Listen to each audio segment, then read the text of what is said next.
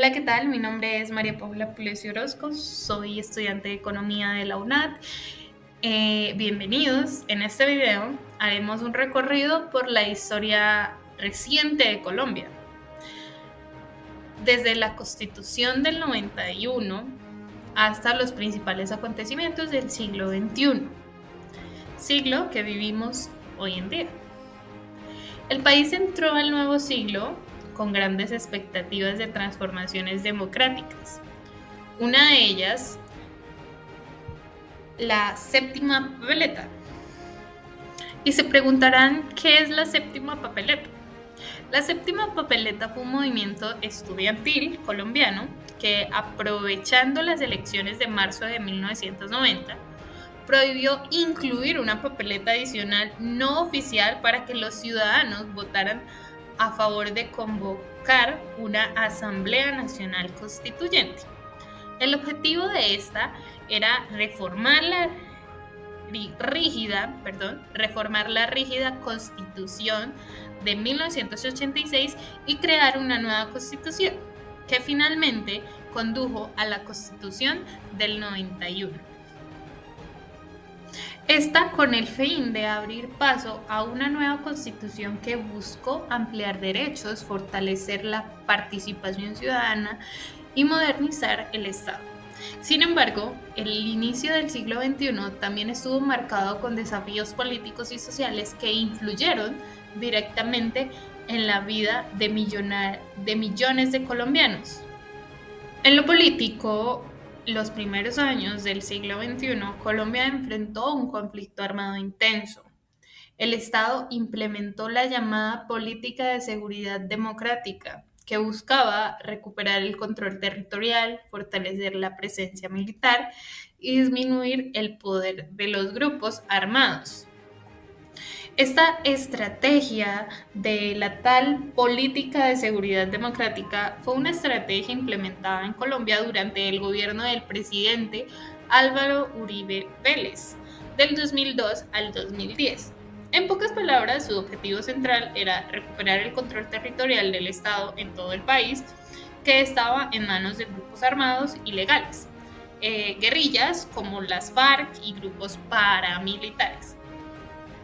Se buscó en un fuerte aumento de la ofensiva militar y política para combatir a este grupo. Buscaba restablecer la seguridad para los ciudadanos, lo que, según sus promotores, permitiría la inversión y el desarrollo.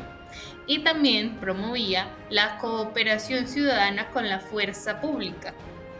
En resumen, fue la estrategia de defensa de seguridad nacional enfocada en el combate frontal a los grupos armados para recuperar la autoridad del Estado en todo el territorio colombiano.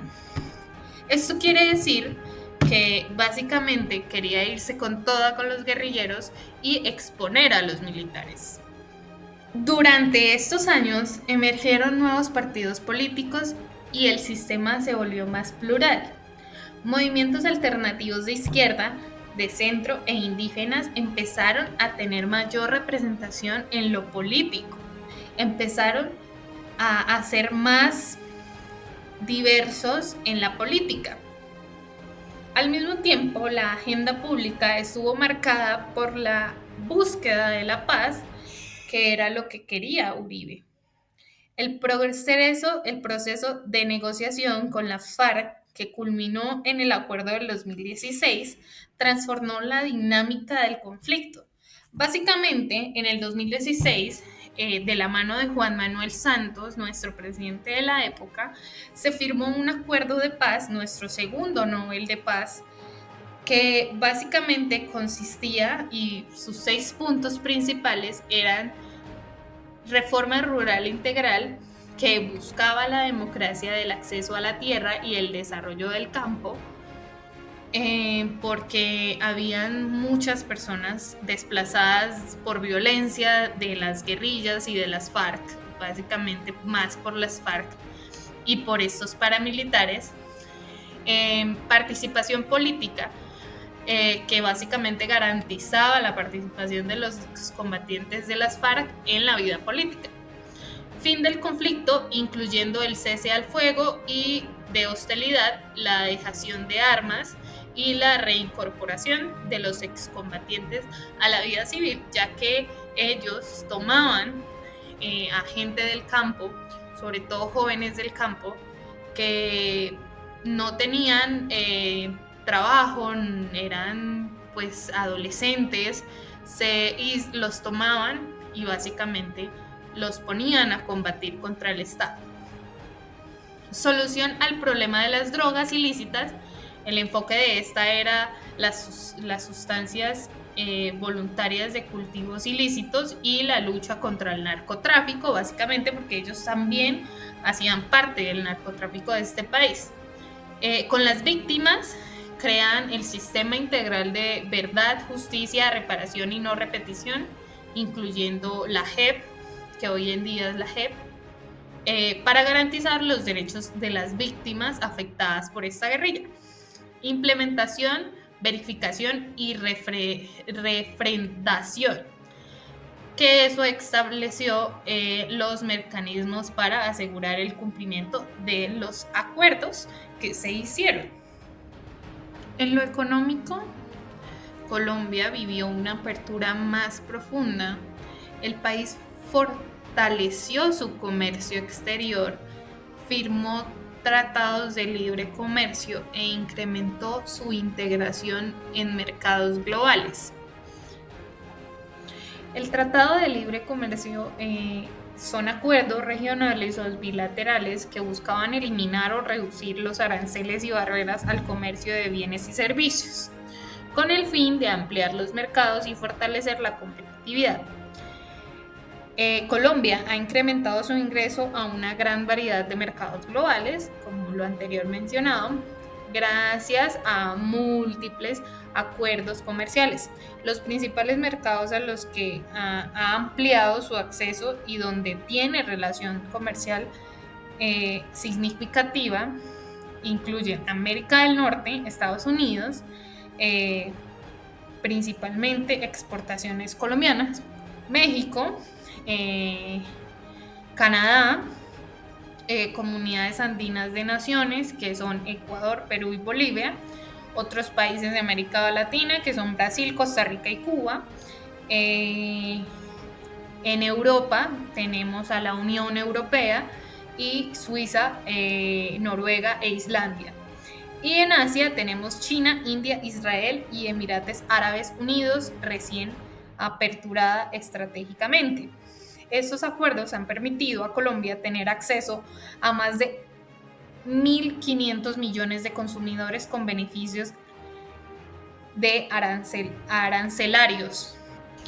También existieron movimientos de crecimiento sostenible gracias a sectores como minería, petróleo, servicios y construcción. Sin embargo, también enfrentó crisis derivadas a la caída de precios internacionales, el desempleo y la informalidad económica. En lo social, Colombia ha experimentado grandes transformaciones, como la expansión de la educación superior, el avance en derechos de poblaciones vulnerables y el reconocimiento multicultural marcaron un cambio importante en nuestro país.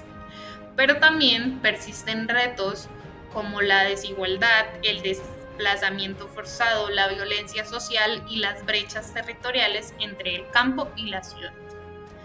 El siglo XXI también ha estado marcado por movilizaciones sociales masivas, especialmente durante los últimos años, donde miles de jóvenes y ciudadanos han exigido reformas y nuevas oportunidades. Salen a marchar por sus derechos, salen a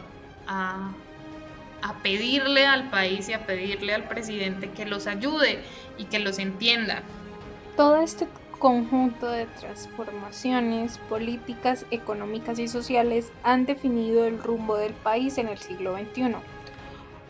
Hoy Colombia sigue construyendo su historia entre desafíos y oportunidades. La Constitución del 91 continúa siendo la base de un proyecto en Estado que busca garantizar derechos, participación y paz. La manera en que hemos enfrentado el conflicto, los cambios en la economía y la movilización social muestra un país en constante movimiento y cambio. Comprender esta historia reciente nos permite imaginar y construir un futuro más justo y más inclusivo para todos. Y esto sería todo por esta ocasión. Muchísimas gracias y hasta la próxima.